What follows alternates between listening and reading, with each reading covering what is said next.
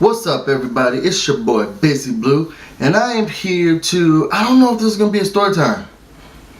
I'm in good spirits today, and I wanted to, I know I've been telling you for a long time that, one of these days I was gonna open up and say stuff about my life or whatever, and just talk about, how I got here. Not that I'm, blowing up or famous or whatever, but just what it took to get to where I am. And I was in good spirits today. I done worked out today, and I'm not a person who works out. I don't have the consistency and persistence. But I think I'm ready to actually just do the story, just to maybe touch somebody who's probably in the same predicament, or who's going through the same thing that I'm going through, or that I went through, and probably just needs that mode of encouragement.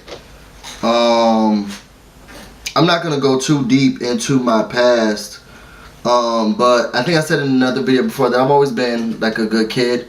I've always tried to follow the rules. I'm a mama's boy, and like what my mother, what she thought meant the world to me. Still does to today. What she thinks, how she thinks, I always want her approval. I always want to make sure that she's not upset with me, and that she just thinks the best of me or the highest of me.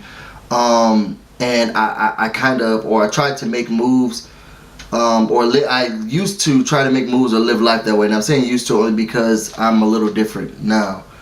And I've been that way for forever. I wanted to, when I was younger, I wanted to be an entertainer. I'm a singer, I'm a vocalist. I love singing, but that just wasn't a dream that she supported. Let's say that. It was very Sister Act 2-ish. I mean, it wasn't to that extent, because when my mom said no, it was just that, and I wouldn't ask again or do anything again. I wouldn't pursue it as much.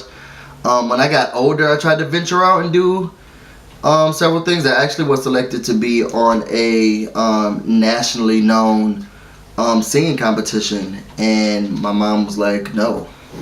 No. At that time I was in college. I say all that to say that I put my dreams aside, and I really focused on education and going to school and going to college, and making sure that I finished it. And school was not easy for me, because I actually graduated from one of the schools that was on the list of worst schools. I come from a very bad neighborhood and bad area. So when I got to college, and I went to one of the best historically black colleges and universities in the nation, it was difficult to transition, but I tried to work as hard as possible. I did internships. I actually had a job as a director of a multi-million-dollar nonprofit organization before I even graduated school, and I had that when I graduated as well.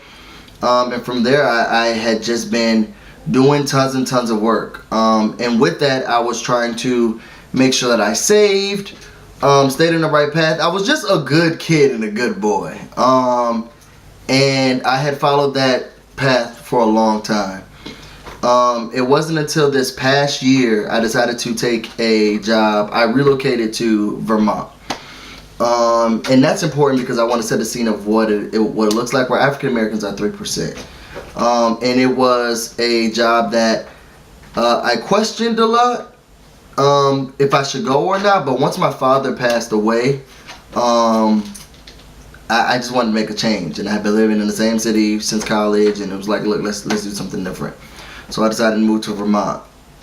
This is actually what helped begin my self-reflection. And I got there, and work was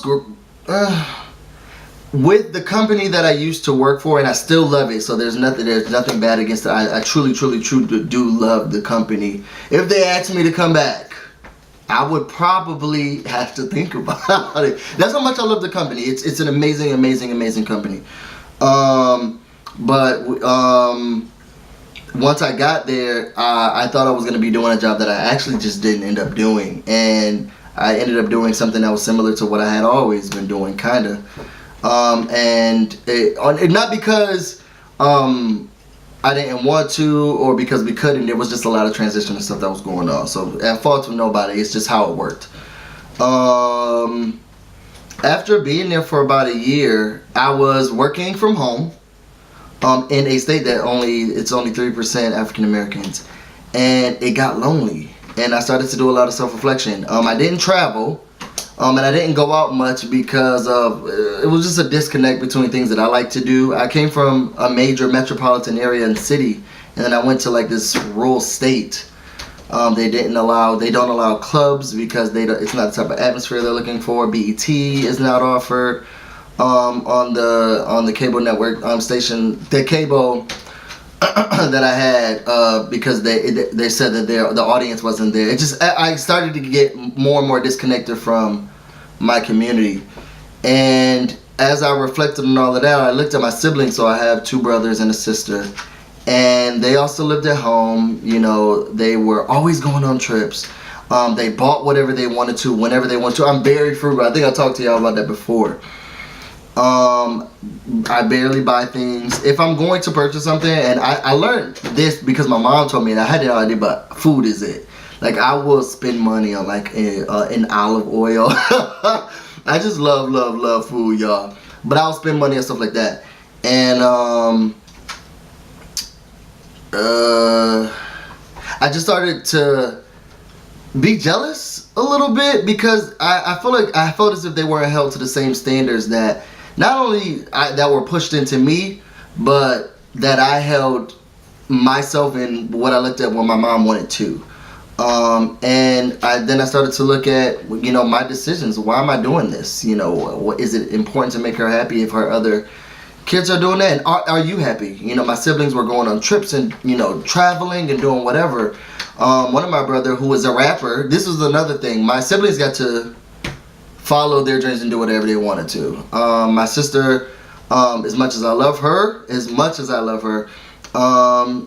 she was kind of trying to figure out where she wanted to go. Like, nursing was her thing. She really wanted to be a nurse, but then she got like a cosmetology degree, and she started doing like massage. Like, there were so many things in between, like trying to get a nursing degree, and it was okay. My brother, he was a rapper, and my mom allowed that, and now he was traveling from city to city and rapper. My other brother, he's a party promoter, and they had just been able to do. And I take 1 trip a year, and that trip is to Vegas. I didn't even do it this year. I take 1 trip a year because I save, and even that trip when I go to Vegas, y'all, I ain't playing. It's like $400. I'm able to get it really down. I'm very frugal. I save it and I put it down, and I do that 1 trip a year, and then that's it.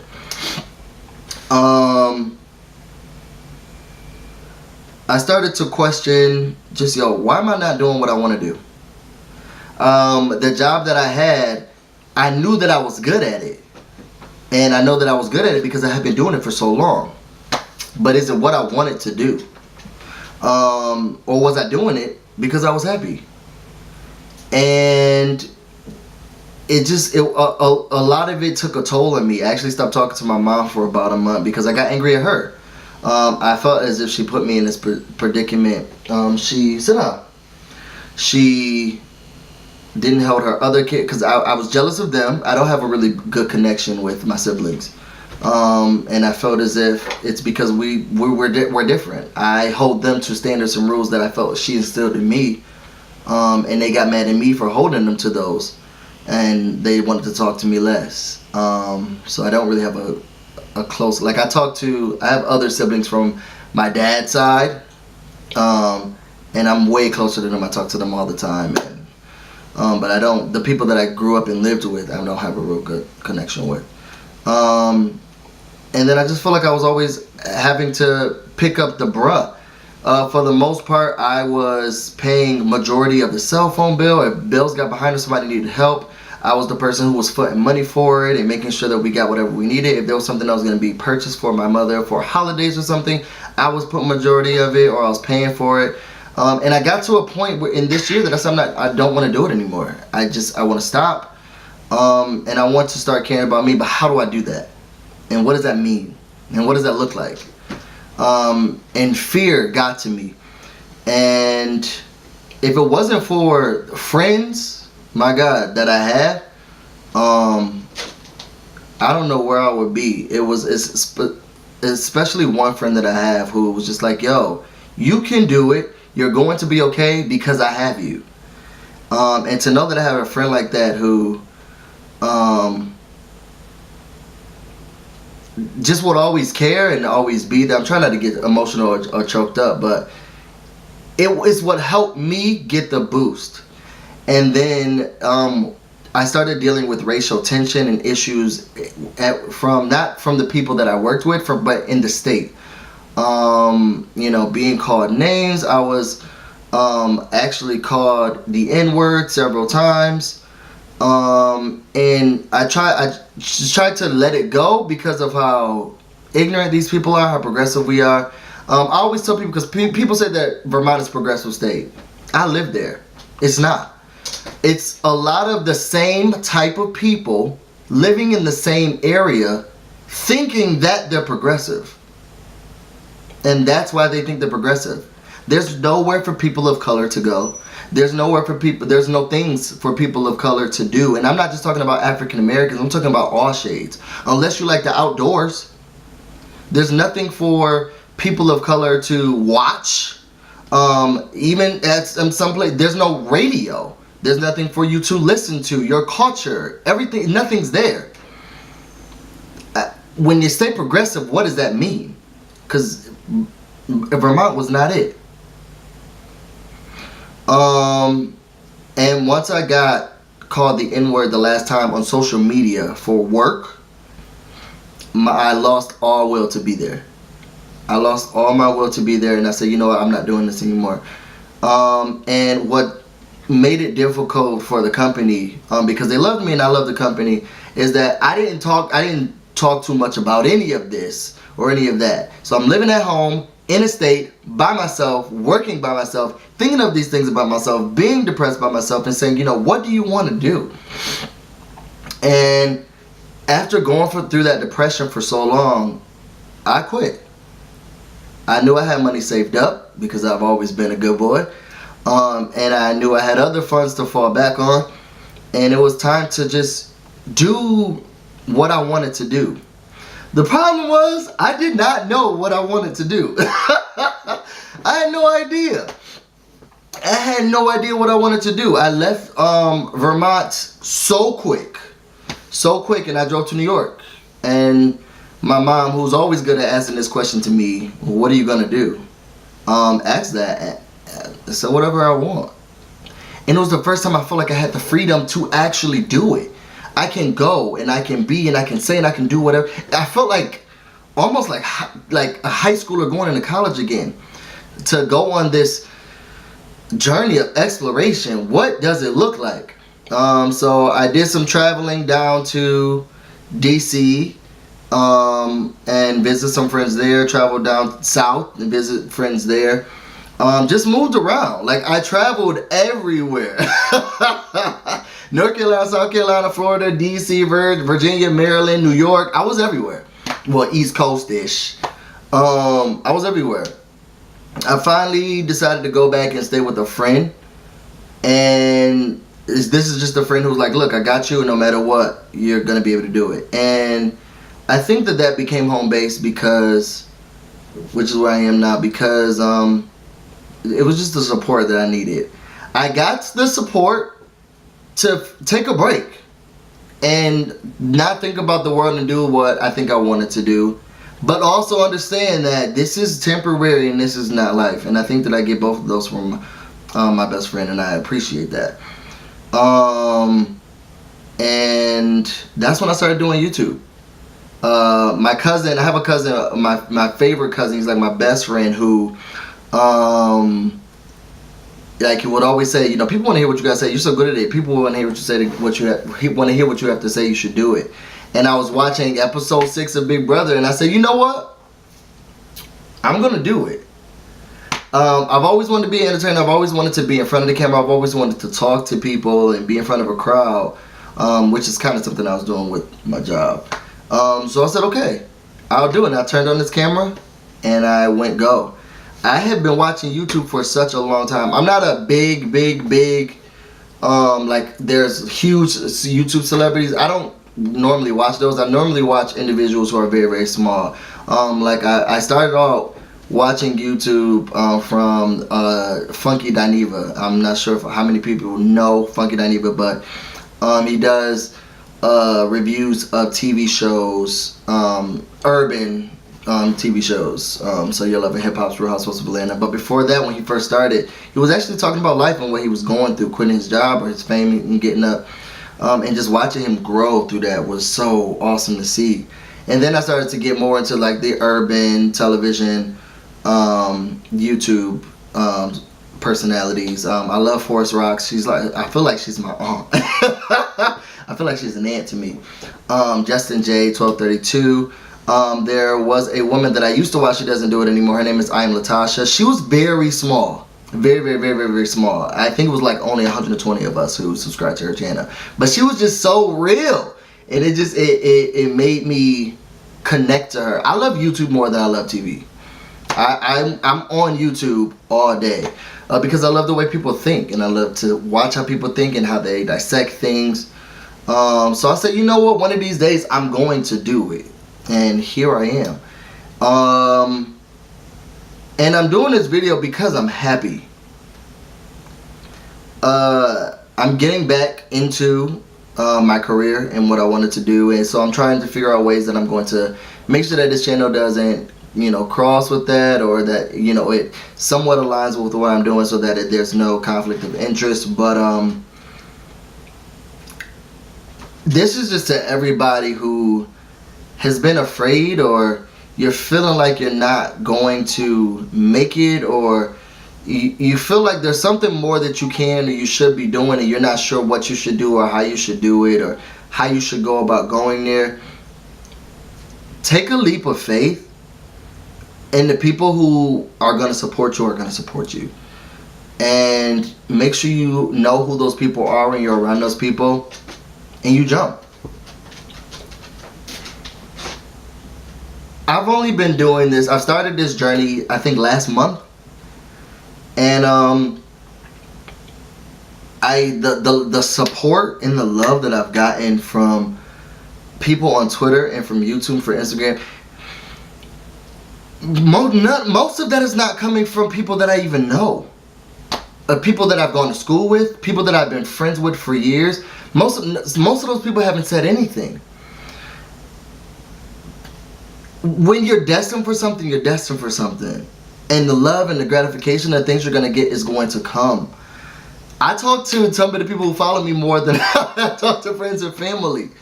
Which is crazy. And I feel amazing. I feel like this is where I was always supposed to be. I really feel like this is where I was always supposed to be. My channel's not huge, and I don't expect it to ever be one of these huge things. But what I do want to say right now in this moment is that it's your moment, and you need to take it, and know there's no better time than now, because you don't want to have it pass you by and you think, what if? Because now I know what would it be like if I had a YouTube channel. What would it be like if I traveled here, if I did this? Now I know. I started a website. I've been running social media blogs and pages and all of this stuff just for this brand, and it grew so fast, and I'm now making money from it. All of those areas. The time to do it is now.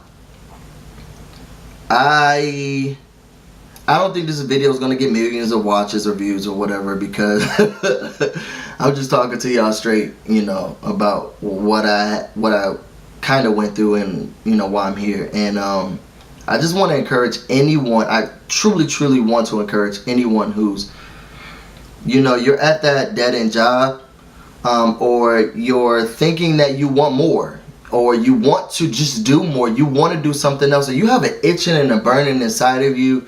There's something that you just want to do. I remember I used to work with a woman, and I would go to the water the water cooler all the time to get water, and it was the water cooler was right by her office, and she was actually my boss's boss. And she put me in the office one day. She said, why don't you sing? And I said, no, when I was younger my mom wouldn't allow it, and I really just let that dream go a long time ago. She was like, no, you should do it. And I hadn't known how much I truly suppressed my love for singing. I only sing by myself. Or if I'm in the car, if there's music on, or around the house. And even around the house, my father got registered, so he was like, shut up! I didn't realize how much I suppressed it. Like, when people would say you should do it, it was like, no. Like, why would I? Sit. Why would I? Here's the cat. Why would I do it? I'm here now. And I'm happy I'm here now, and I'm excited that I'm excited that I did this. And I took this journey. And a lot of people didn't understand it, but I had a few strong friends who did. And I thank the world for them. I don't know where I would be without them. This Busy Blue. Make sure you guys check out my website. Check out all of my social media platforms. Y'all, I'm starting to get emotional, so I'm trying to get off of here. There's no better day than today to be you and to do you. Yo, and live life. Are you working to live? Are you living to work? Are you living to live? Till next time, y'all.